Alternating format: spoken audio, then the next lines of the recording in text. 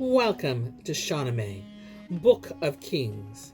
Today we begin with the chapter on the Reign of Kesra Nushin-Ravan.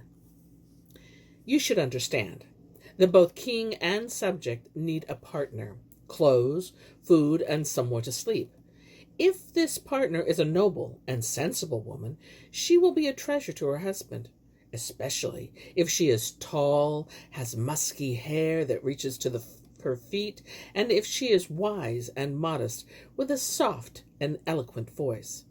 Such was the king's wife, as tall as a cypress tree and as lovely as the moon. She was a Christian, and the whole town was filled with talk of her beauty. She gave birth to a boy with a face as radiant as the sun, more splendid than Venus shining in the night. Kesra called him Nushzad, and the child was protected from the strong winds of heaven. He grew to be an elegant cypress, an accomplished young man, and an ornament to his kingdom. When he learned about hell and the way to heaven, Esdras, Jesus, and the path of Zorastor, he rejected the Zend Avesta and washed his face with the waters of Christianity. He chose his mother's beliefs over his father's faith, and the world was astonished at this. The king grieved that this rose had produced only thorns. The doors to the young man's palace were closed, and it became his prison. He was confined to Jandeh-Shapur, far from both the Persian capital and the west, and his companions were criminals in chains. It happened that when the king was returning from an expedition to the west, he complained of fatigue and the pains of travel, and he became so weak that he halted at the river Jordan. Someone took the news to Nushzad that the imperial splendor was shrouded in darkness, that the great king Kesra was dead and had entrusted the world to another.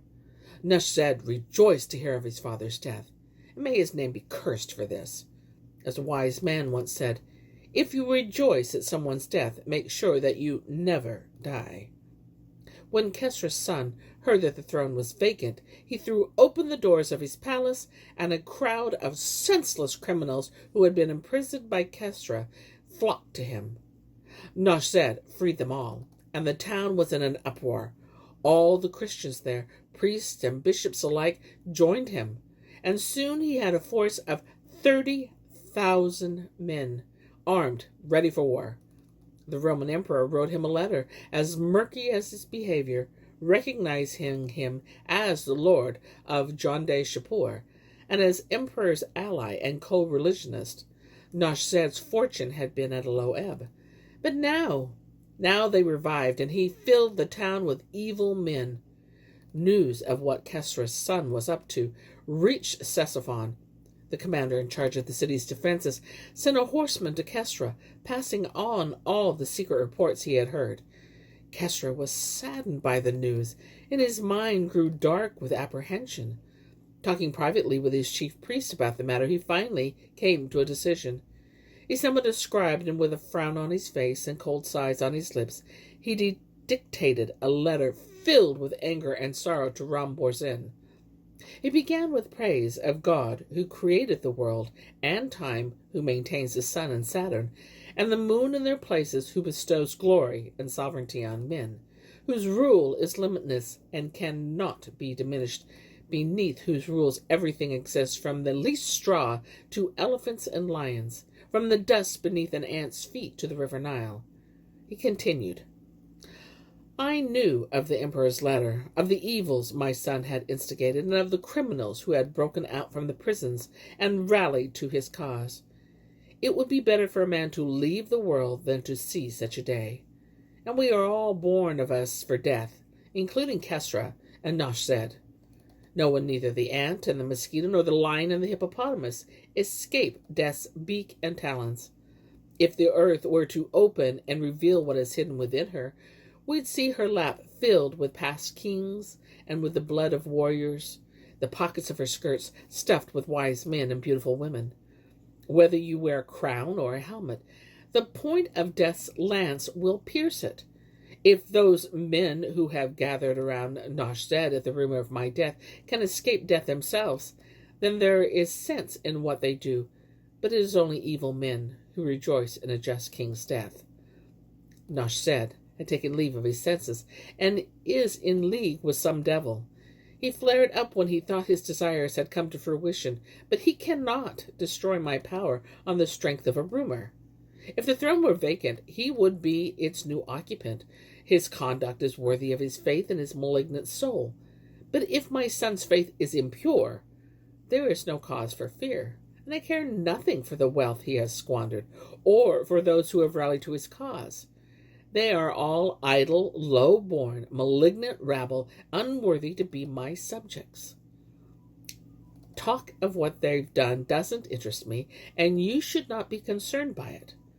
I fear only God, who is beyond all knowledge, and to whom we must not be ungrateful. It is he who has given me victory and glory, power in the imperial crown. And if my praises had been equal to his gift, my powers would have been even greater. Would that the seed of my body had found another womb in which to sleep. When it woke, my enemy appeared, and I fear that I have brought these sorrows on myself. But if God is not angry with me, I am not concerned about the outcome of all this. As for the men who have flocked to his cause, I despise them. It is the emperor's letter that has muddled the waters in this way. They think that because he is so co-religionist and an ally, he will support them. A man loses his senses and pays no attention to the faith of his ancestors.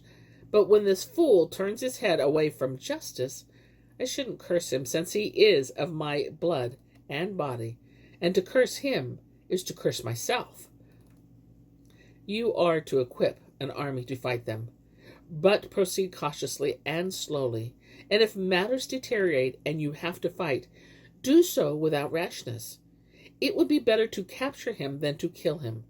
It may be that he will repent of his sins, but if he is intractable and stoops to low tricks, don't hesitate to use your sword and mace against him. When someone we love is drawn to contemptible things, it is useless to try to separate him from his desires. And a noble man who rebels against the world's king deserves a wretched death. Don't be afraid to kill him. He has rebelled against our crown and embraced the Roman emperor's religion. As for the rebels who make up Nushzad's army, think of them as so much wind. They're malcontents, like gossiping women. The Christians among them will give up if you shout at them loudly enough. That's their way. And in the end, they'll renounce that cross of theirs. The rest are slaves and malignant fools, and with not a noble thought in their heads, blown hither and thither by every wind. But if you capture Nushzad in battle, don't say these things to him. His womenfolk support him, so make his palace his prison, and let him live with those who are happy to obey him. Give him free access to his wealth, women, food, and palace furnishings. He mustn't be in need of anything. But when you're victorious, don't hesitate to put to the sword any of the lords of the marches who have supported him. It's right that the king's enemies be fed to the crocodiles. And there are others, the seed of Ahriman, who oppose my rule in their hearts, who ignore the righteous things I have done, and whom Nushzad's rebellion has brought to light. But even as he has turned to evil ways, he is still my son, and my heart reminds me of this. Publicly, brand the tongues of those who led Nushzad astray with their evil counsels. My curses on their mouths and tongues. They are men who looked for me to weaken, who followed Ahriman and went by devious paths.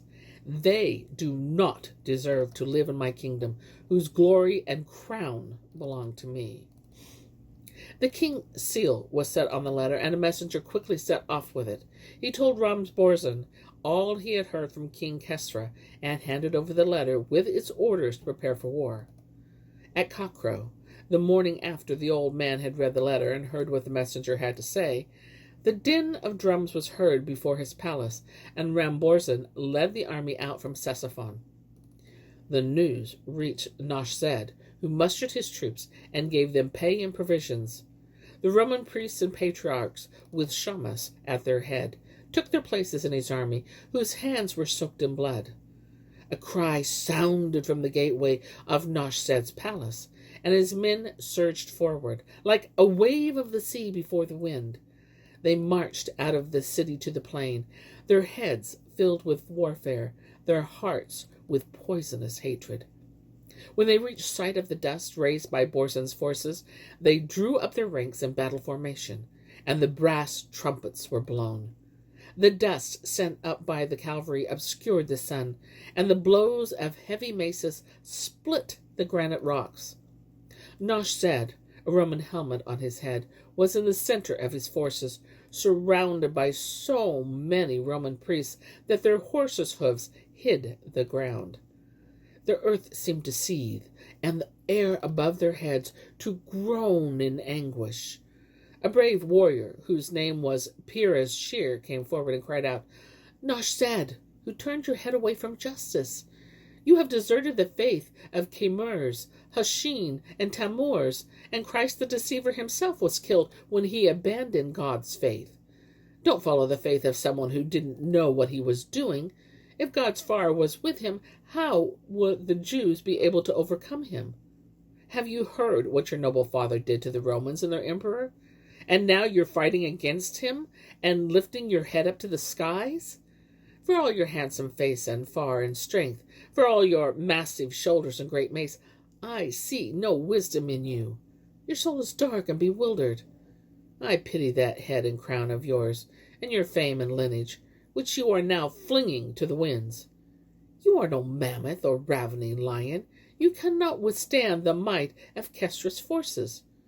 O Prince, I have never seen a picture in a king's palace that portrayed a horseman like you.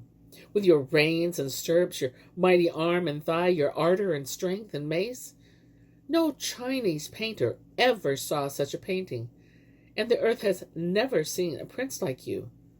Young man, don't burn Kesra's heart like this. Don't muddy the splendor that illuminates the world. Dismount your horse. Ask for quarter. Throw your mace and Roman helmet to the ground.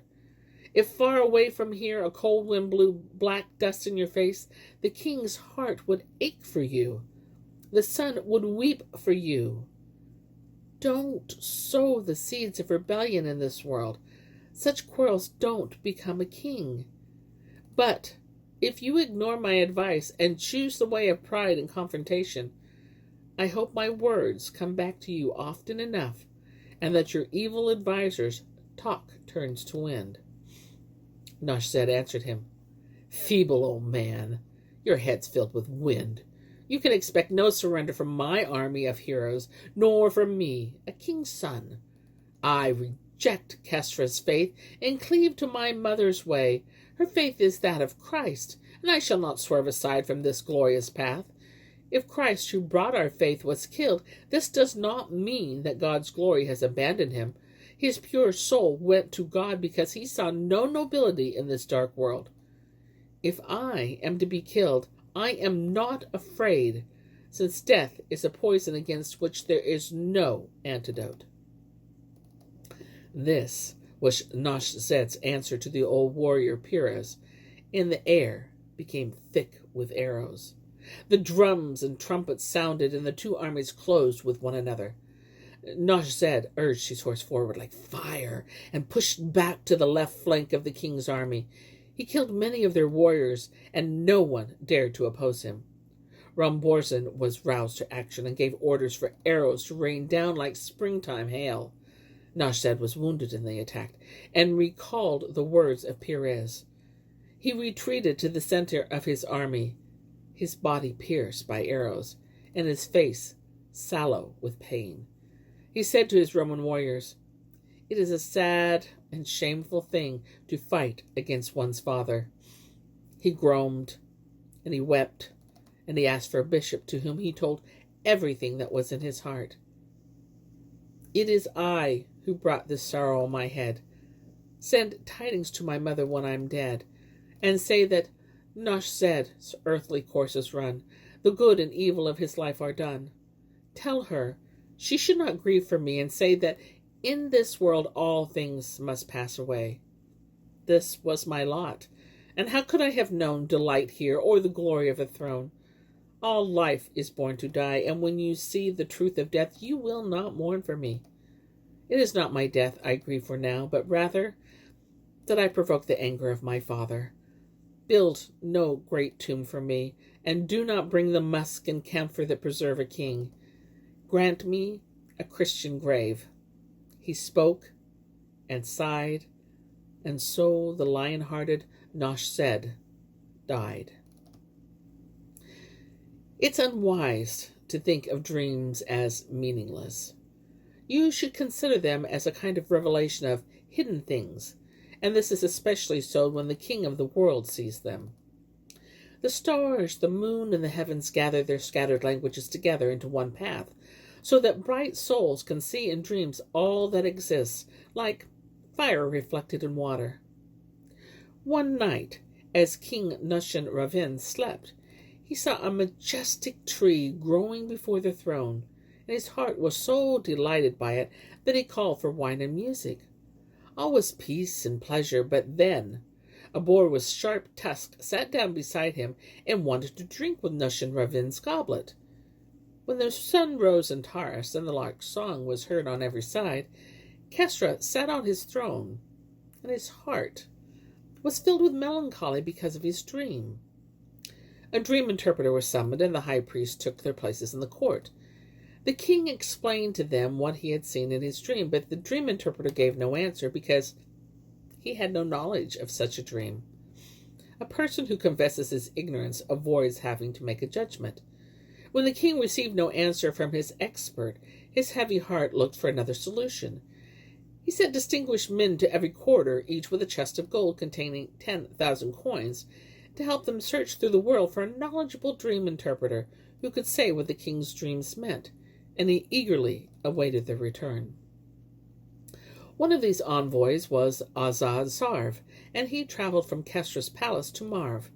He scoured the city and came across a priest with the Zend Avesta before him. He was teaching little children the scriptures and shouting at them in anger and irritation. One older boy, whose name was Bozorjmehr, was studying with Zend Avesta, poring over it with love. The envoy drew rein and asked the teacher about the king's dream. The man replied, "This is not my business. The Zend Avesta is the only branch of knowledge I care about."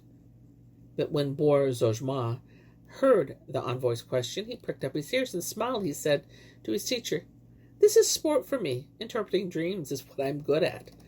The teacher yelled at him, "Have you done your exercises properly?" But the envoy said, "Perhaps he knows something. Don't discourage him." The teacher was irritated with Bozorjmehr and said, "Say what you know then." But the boy answered, "I won't know anything except in front of the king and his court." The envoy gave him a horse and money and everything he needed for journey. The two traveled together from Marv as splendidly as peasants strutting beneath the flowers, and so they went forward, chatting about the king, his commands, his far, the crown and court, until they reached a place where there was water. They dismounted under the trees and ate and rested. Bozorjmehr slept in the tree's shade with a sheet pulled over his face. The envoy was still awake, and he watched his companion.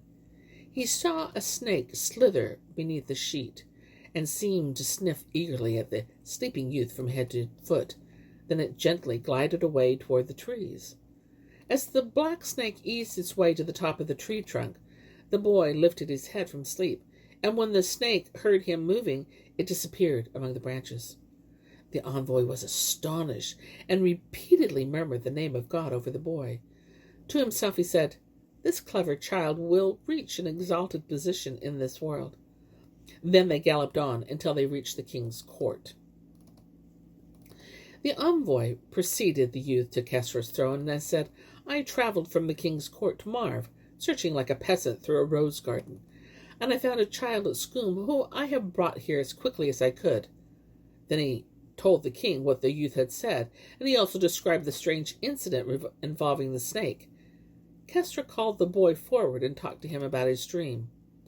The boy's head seemed so filled with words that they tumbled from his mouth. In your palace, among the women of your harem, there is a young man who has dressed himself as a woman. Clear the court so that no one will realize what we're going to do. Then have your women walk before you. And as they set one foot before another, we'll ask the foolhardy intruder how it is that he's found his way into the lion's couch. The court was cleared of strangers and the palace door locked. The king's women, in all their tints and scents, smelling of jasmine, filled with grace and modesty, walked slowly before Kesra. But no man was seen among them, and Kesra was as enraged as a lion. Bozorjmehr said, "This is not right. There is a young man somewhere among these women. Have them walk before you again, but with their faces unveiled." Once more, the women paraded before the king, and this time a young man was discovered among them, tall as a cypress, with a face like a cyanid. His body trembled like a willow, since his heart had despaired of life's sweetness. There were 70 women in the harem, each as elegant as a cypress tree.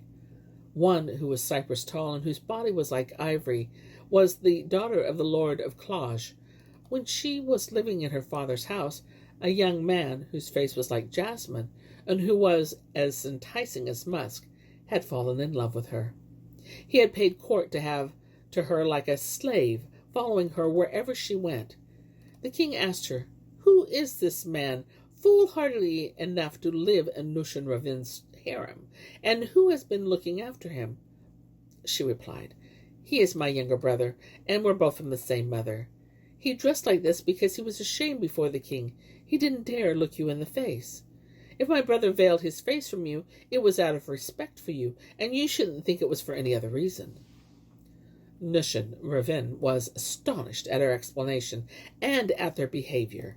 He turned angrily to his executioner and said, "These two deserve to be in the grave." The man hurried them away, and they were hanged in the king's harem with their bodies upside down and covered in blood. The dream interpreter was given a purse of coins, horses, and clothes. The king was amazed at his knowledge, turning his words over in his mind. They wrote his name down on one of the king's advisors, among the priests who give counsel. The heavens looked kindly on Bozorjmehr. Day by day his good fortune increased, and the king delighted in his present. Kesra's heart was just, and his heart and mind were enrobed by knowledge. He kept priests at his court and experts in all branches of knowledge. There were always 70 savants who slept and ate in his palace, and whenever he rested from the labors of administering justice and from his banquets, he asked for some new discourse from one of them, and in this way his heart gained in knowledge. At this time, Bozorjmehr, was still a young man, eloquent, ingenious, and handsome. He learned from these priests, astrologers, and wise men, and soon he surpassed them. Bozorjmehr became Kesra Nushin-Ravan's vizier, and much of Ferdowsi's account of Kesra's reign consists of Bozorjmehr's advice on how to rule. This advice, combined with Kesra's own naturally just and careful character, ensured Persian prosperity during his reign.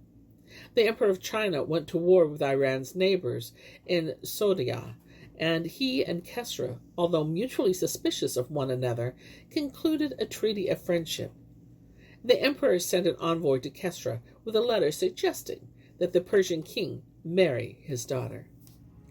And here is where I end my tale for today. But I'll be back tomorrow with more tales. Many more tales. Until then, my friends,